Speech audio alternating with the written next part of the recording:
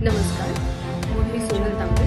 Global Maharashtra 24 news बुलेटिनमध्ये तुम्हा सर्वांचं स्वागत. पाहूया आजच्या ठळक घडामोडी. फक्त ग्लोबल महाराष्ट्र 24 वृत्तवाहिनीच्या आपल्या हक्काचे विचार. नमस्कार, आपण पाहत आहात ग्लोबल महाराष्ट्र 24 न्यूज. आजच्या न्यूज बुलेटिनमध्ये आपले मनपूर्वक स्वागत. कोपरगाव बुद्धविहारात वर्षावास मालिकेतील 16वे पुष्प धम्ममय वातावरणात संपन्न.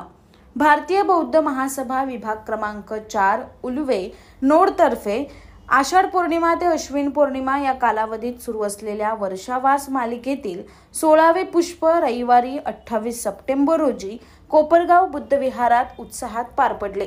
सकाळी 10:30 वाजता बौद्धाचार्यांच्या उपस्थितीत महापुरुषांच्या प्रतिमेचे पूजन करून कार्यक्रमाची सुरुवात झाली. कार्यक्रमाचे सूत्रसंचालन विभाग शाखेचे संरक्षण उपाध्यक्ष अरविंद खरात यांनी केले.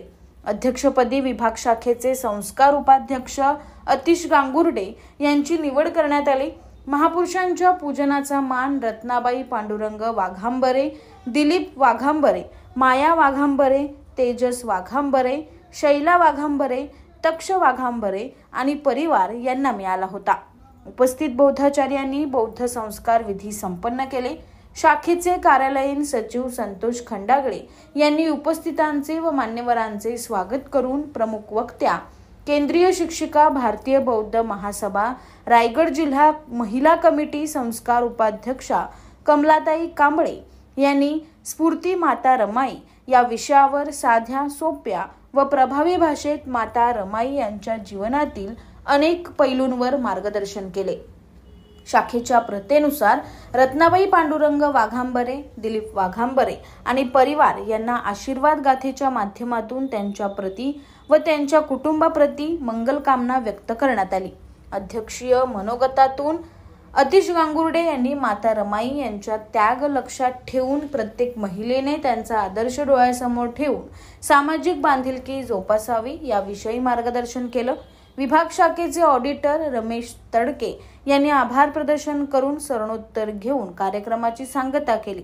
सदर कार्यक्रमात भारतीय बौद्ध महासभा तालुका शाखा पनवेल महिला कमिटी कोषाध्यक्ष अश्विनी खंडागळे, केंद्रीय शिक्षिका संगीता खरे, केंद्रीय शिक्षिका अपेक्षा जाधव, केंद्रीय शिक्षिका जास्वंती माहुरीकर, विभाग शाखा अध्यक्ष धनंजय कांबळे, विभाग शाखा कोषाध्यक्ष छगन वावळे, विभाग शाखा सरचिटणीस सिद्धार्थ खिल्लारे, विभाग शाखा संस्कार सचिव दिलीप वाघांबरे, विभाग शाखा पर्यटन प्रचार उपाध्यक्ष अशोक कांबळे, विभाग शाखा संरक्षण सचिवा अर्चना कांबळे, विभाग शाखा पर्यटन सचिवा मोनिका कांबळे, विभाग शाखा महिला उपाध्यक्ष मनीषा अहिरे, विभाग शाखा महिला सचिवा शीतल नरवाडे, विभाग शाखा महिला सचिवा उज्ज्वला सोनारे, विभाग शाखा महिला संघटिका सुषमा ढाले, वॉर्ड शाखा अध्यक्ष राजेंद्र साळवे, वॉर्ड शाखा सरचिटणीस चंद्रकांत अहिरे, वॉर्ड शाखा संरक्षण उपाध्यक्ष पोपटराव कांबळे, कर्तव्यपर समता सैनिक सिद्धार्थ खिलारे, समता सैनिक अमोल गायकवाड, समता सैनिक देवानंद कांबळे, समता सैनिक प्रवीण नरवाडे, समता सैनिक अंबादास निकाळजे, समता सैनिक मनीषा सदार इत्यादी पदाधिकारी तसेच BT कांबळे गुरुजी, JC सोनावणे, विजय उन्मने, CV माने, MA जाधव, उत्तम सुरवाडे, रतन सुरवाडे, उल्हास साळवे, सतीश बनसोडे, बळीराम मुजमुळे, प्रशांत कांबळे, मंदार गायकवाड, महिलांमध्ये मनकर्णा खिल्लारे, सुनीता कांबळे, कल्पना प्रसाद, शकुंतला साळवे, सानपाजी, माया शेंडे, अरुणा मुजमुळे, विद्या उन्मने, अर्चना पडघन, सरस्वती कांबळे, दमयंती गायकवाड, स्नेहल सुरवाडे, करुणा सुरवाडे तसेच प्रेम सुरवाडे, प्रशिक सदार, आर्यन कांबळे, आरुष सोनारे, भूमी खिल्लारे, सार्थक खिल्लारे, अद्विका नरवाडे, तक्ष वाघांबरे इत्यादी बालबालिका मोठ्या संख्येने उपस्थित होत्या. Bureau report, global Maharashtra 24 news, Ulwe Panvel. अशाच निरनिराळ्या आणि देशविदेशातील ठळक घडामोडी पाहण्यासाठी ग्लोबल महाराष्ट्र 24 न्यूज वृत्तवाहिनीला सबस्क्राईब करा, लाईक करा, शेअर करा आणि कमेंट बॉक्समध्ये आपल्या प्रतिक्रिया नोंद करा आणि पाहत रहा ग्लोबल महाराष्ट्र 24 न्यूज. धन्यवाद. सर्वांना सविनय जय भीम. भारतीय बौद्ध महासभा विभाग क्रमांक 4 उल्वेनोड शाखेच्या माध्यमातून वर्षावास मालिकेचे 16वे पुष संपन्न होत असताना नियोजित विषयावर धम्मश्रवण करण्यासाठी आलेले सर्व उपासक उपासिका बाल बालिका सर्व समता सैनिक सर्व केंद्रीय शिक्षका विविध स्तरातून आलेले सर्व मान्यवर सर्वांचं मी शब्दसुमनाने हार्दिक हार्दिक स्वागत करीत आहे व आपल्यासमोर कार्यक्रमाची रूपरेखा मांडत आहे। सर्वप्रथम आपण अध्यक्षांची निवड करू, तदनंतर दानदाते परिवारांच्या हस्ते महापुरुषांच्या प्रतिमेचे पूजन होईल, तदनंतर बौद्ध संस्कार विधी पार पाडला जाईल, तदनंतर नियोजित विषयावर आजच्या वक्त्याचे मार्गदर्शन आणि उपस्थितांचे सर्वांचे स्वागत होईल, अध्यक्षांचे मनोगत होईल, आभार प्रदर्शन व सर्वोत्तर घेऊन कार्यक्रमाची सांगता होईल। तरी वेळ न घालवता सर्वप्रथम आजच्या कार्यक्रमाच्या अध्यक्षपदासाठी आपल्या संस्थेचे संस्कार उपाध्यक्ष सन्माननीय आदरणीय आतिशजी गांगोडे साहेब यांना मी विनंती करीन की त्यांनी आजच्या कार्यक्रमाचं अध्यक्षपद स्वीकारावं।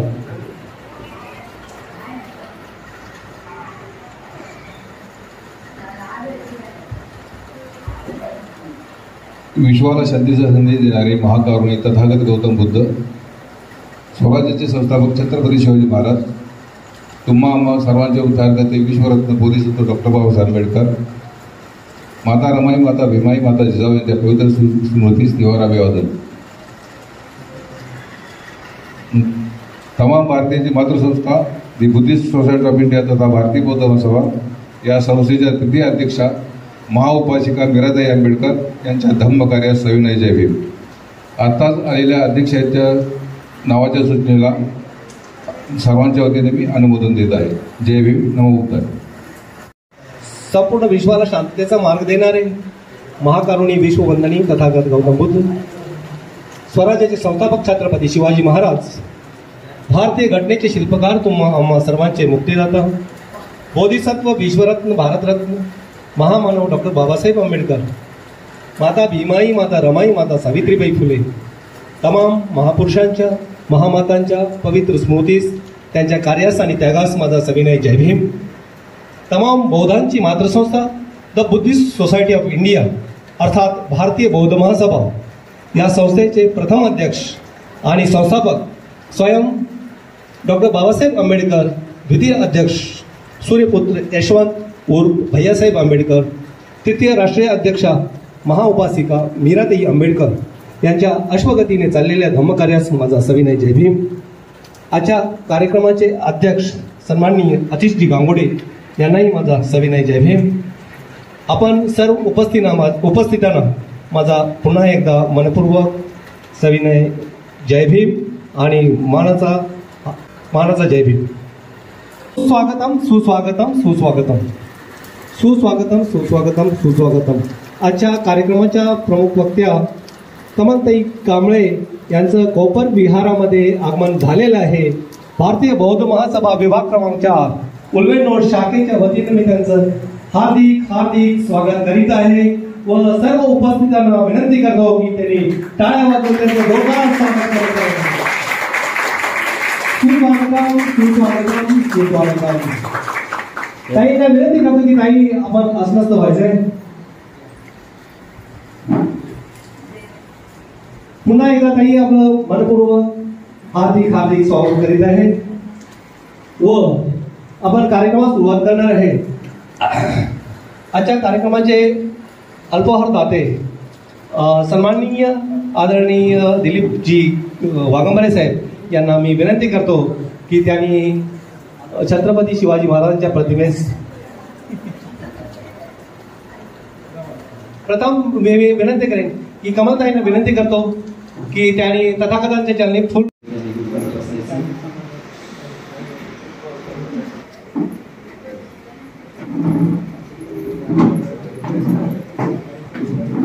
ज्यांना बसता येईल त्यांनी बसा।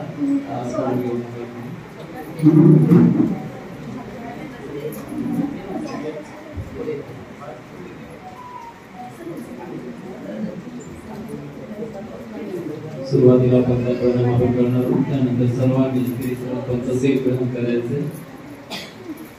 सर्वांनी शांतता ठेवा. बुद्धं नमामि, धम्मं नमामि, संघं नमामि. नमो तस्स भगवतो अरहतो सम्मा सम्बुद्धस्स. नमो तस्स भगवतो अरहतो सम्मा सम्बुद्धस्स. नमो तस्स भगवतो अरहतो सम्मा सम्बुद्धस्स. नमो तस्स भगवतो अरहतो सम्मा सम्बुद्धस्स. नमो तस्स भगवतो अरहतो सम्मा सम्बुद्धस्स. नमो तस्स भगवतो अरहतो सम्मा सम्बुद्धस्स. बुद्धं शरणं गच्छामि, बुद्धं शरणं गच्छामि. धम्मं शरणं गच्छामि, धम्मं शरणं गच्छामि. संघं शरणं गच्छामि, संघं शरणं गच्छामि.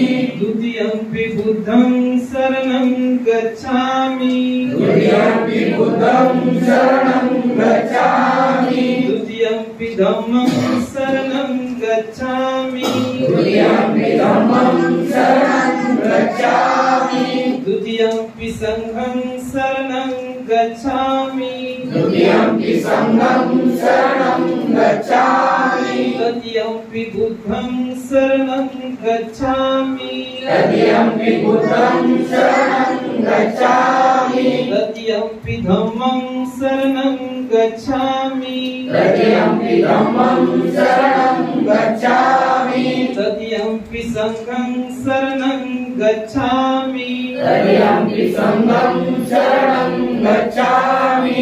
पानातिपाता वेरमणि सिक्खापदं समाधियामि. पानातिपाता वेरमणि सिक्खापदं समाधियामि. आदिन्नदाना वेरमणि सिक्खापदं समाधियामि. आदिन्नदाना वेरमणि सिक्खापदं समाधियामि. कामेषु मिच्छाचारा वेरमणि सिक्खापदं समाधियामि. कामेषु मिच्छाचारा वेरमणि सिक्खापदं समाधियामि. मुसावादा वेरमणि सिक्खापदं समाधियामि. मुसावादा वेरमणि सिक्खापदं समाधियामि. सुरामेरय मज्जपमादठाना वेरमणि सिक्खापदं समाधियामि. सुरामेरय मज्जपमादठाना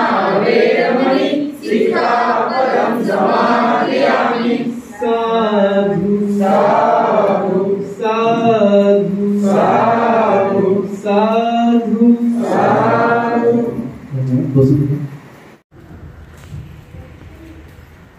दानं ददन्तु सधाय शीलं रक्षन्तु सर्वदा. भावना घेरता होतु गच्छन्तु देवतागता. सबे बुद्धा बलवत्ता बत्से गानाचे हंगलं अर्हतानच तेजेनं रखं बंदामी सबेच. अक्का सठाच भूमठा देवा नाग महिंदिका उयंकन अनुमोदित्वा चेरं रक्षन्तु देशं. अक्का सठाच भूमठा देवा नाग महिंदिका उयंकन अनुमोदित्वा चेरं रक्षन्तु शासनम्. अक्का सठाच भूमठा देवा नाग महिंदिका उयंकन अनुमोदित्वा चेरं रक्षन्तु त्वपरन्ति. सर्वांनी आशीर्वाद का चिन्ह सांगा. सपतियो विभजन्तु सर्वरोगो विनाशतु. माते भवन्तन्तरायु सुखी दीर्घायुको भव. भवतु सर्वमङ्गलं रक्षन्तु सर्वदेवता. सर्वबुद्धानुभावेन सदा सोथि भवन्तु ते. भवतु सर्वमङ्गलं रक्षन्तु सर्वदेवता. सबधम्मानुभावेन सदा सोथि भवन्तु ते भवतु सर्वमङ्गलं रक्षन्तु सर्वदेवता सबसङ्घानुभावेन सदा सोथि भवन्तु ते इच्छितं क्वचितं तुयं क्षिप्तमेव समीक्षतु सबे पुरेतु चित्त संकल्पा चंदोपणारसो यथा आयु आरोग्य संपत्ति सब संपत्ति में वच ततो निपाण संपत्ति इमिनाति समीजतु साधु साधु साधु। पुष्प घ्या पुष्प। मी आपले देतो शब्द सुमनांचा उपहार अनमोल वेळ दिला अम्मासाठी अनमोल वेळ दिला अम्मासाठी मानतो आज आपले आभार आजच्या कार्यक्रमाच्या प्रमुख वक्त्या सन्माननीय कमलताई कांबळे यांचं मार्गदर्शन ऐकण्यासाठी आपण सर्वजण उत्सुक आहात। तरी मी ताईंना विनंती करेन की त्यांनी आजच्या नियोजित विषयावर त्यांनी आपल्याशी संवाद साधावा। धनंजय साहेब कांबळे साहेब त्याचप्रमाणे या कार्यक्रमाचे अध्यक्ष आदरणीय आतिशजी गांगुर्डे साहेब आणि या कार्यक्रमाला ज्यांनी महत्त्वाची भूमिका घेतलेली आहे खरं म्हणजे दानदाते माजी सामने आदरणीय दिलीपजी वागंबरे साहेब आणि त्यांची संपूर्ण फॅमिली सर्वांना मी धन्यवाद देते आणि जय भीम सर्वांना। त्याचप्रमाणे महिला उपाध्यक्षा आदरणीय मनीषाताई आहिरे या विभाग क्रमांक 4चे कार्यालयीन सचिव संतोषजी खंडागळे साहेब, या महिला विभागाच्या सचिवा उज्ज्वलाताई सोनारे, तसेच समता सैनिक किल्लारे साहेब आहेत आणि आताच आपल्या इथे योग्य असं सूत्रसंचालन करणारे या विभागाचे संरक्षण उपाध्यक्ष अरविंदजी खरात साहेब आणि या कार्यक्रमासाठी उपस्थित केंद्रीय शिक्षिका संगीताताई खरे, जास्वंदीताई माऊलीकर, त्याचप्रमाणे केंद्रीय शिक्षिका शेंडेताई, तशाच दुसऱ्या केंद्रीय शिक्षिका अपेक्षाताई जाधव आणि केंद्रीय शिक्षक आदरणीय शेंडे साहेब। त्याचप्रमाणे या इकडे कार्यक्रमाला उपस्थित आपले समता सैनिकचे देवानंद कांबळे साहेब, निकाळजी साहेब, तसेच बरेचसे सैनिक सुद्धा उपस्थित आहेत आणि सर्वांची नावं मी लिहून घेतली नाही तरी सुद्धा या कार्यक्रमाला ज्येष्ठ असे कार्यकर्ते आदरणीय BT कांबळे साहेब आणि आमच्या सुनीताताई कांबळे, त्याचप्रमाणे उपस्थित सर्व उपासक उपासिका बौद्धाचार्य केंद्रीय शिक्षक शिक्षिका बालबालिका सर्वांना मैत्रीपूर्ण जय भीम। सर्वांची नावं जरी घेतली नसतील तरी आपण सर्वजण अभिनंदनास पात्र आहात। सर्वांना मैत्रीपूर्ण जय भीम। आजचा जो आपला वर्षावास मालिकेचा हे 16वं पुष्प स्फूर्ती माता रमाई, की माता रमाईचा विषय हा खरोखरच महत्त्वाचा असा विषय आहे। कारण आपल्याला माहिती आहे की आपण आत्तापर्यंत म्हणजे या अगोदर आपण डॉक्टर बाबासाहेब आंबेडकरांची जयंती ही इतके उत्साहात थाटामाटात साजरी करतो, परंतु माता रमाईचं जीवनचरित्र, तर त्यात तिचं योगदान हे आपल्याला जास्त करून माहिती नव्हतं। परंतु महाउपासिका मीराताई आंबेडकरांनी एक 24 प्रकारची शिबिरे आपल्याला केलेली आहेत आणि त्याच्यातून एक महिला उपासिका शिबिर असताना त्यामध्ये माता रमाई हा विषय आवर्जून दिलेला असतो। माता रमाईचं अष्टपैलू व्यक्तिमत्व किंवा स्फूर्ती माता रमाई हा विषय आपल्याला दिलेला, आता आपल्याला वर्षावासातून सुद्धा हा विषय दिलेला असतो।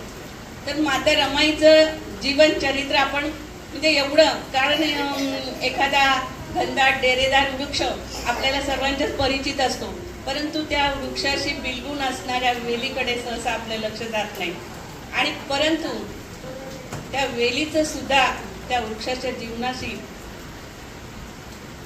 खरोखर असं संबंध असतो आणि त्याचं महत्त्व असतं, त्या वृक्षाच्या जीवनामध्ये सुद्धा महत्त्व असतं वेलीचं।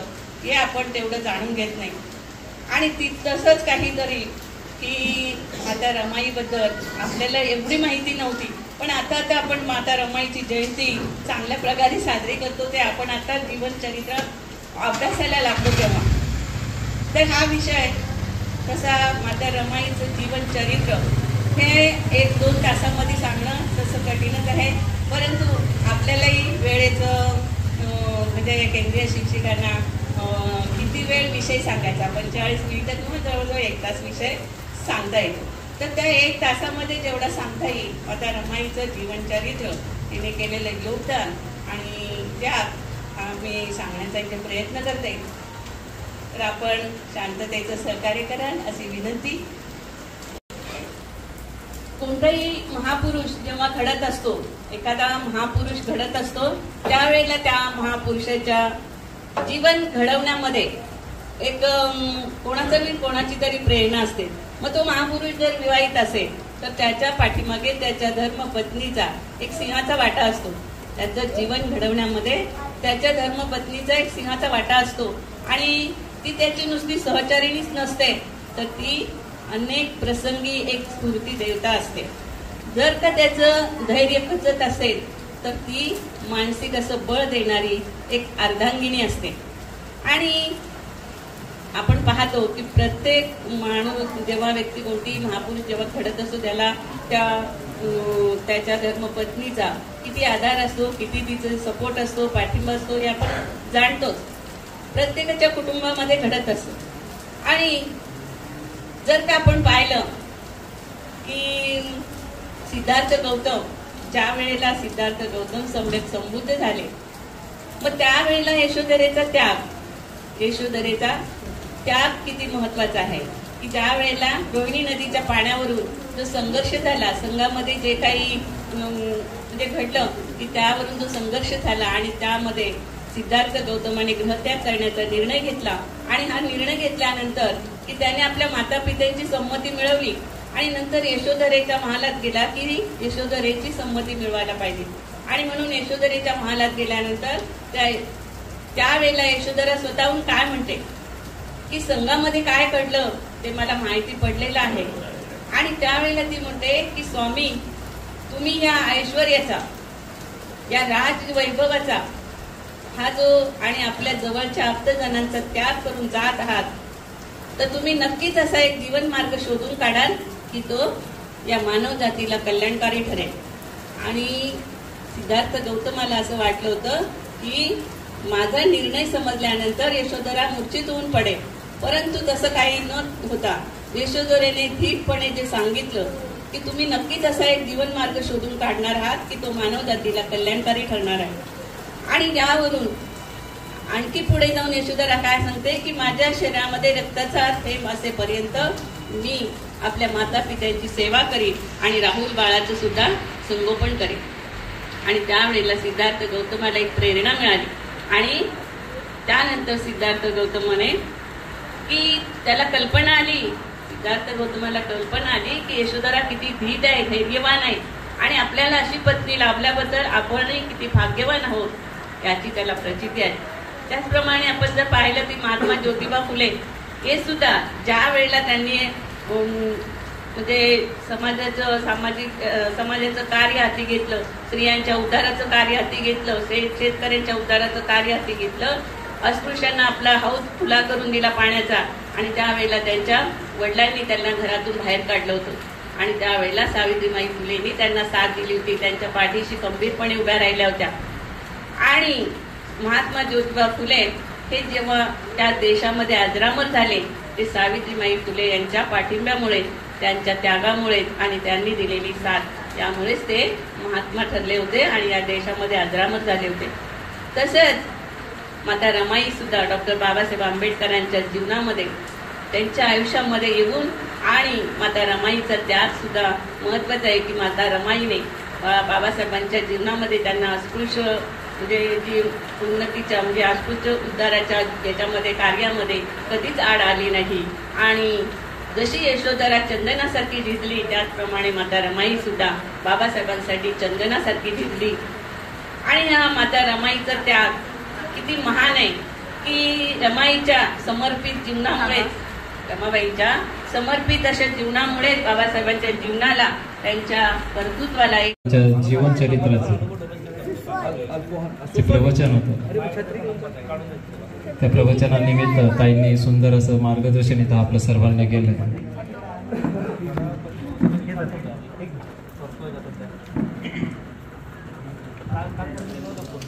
गोड काम माझ्याकडे दिलेलं आहे.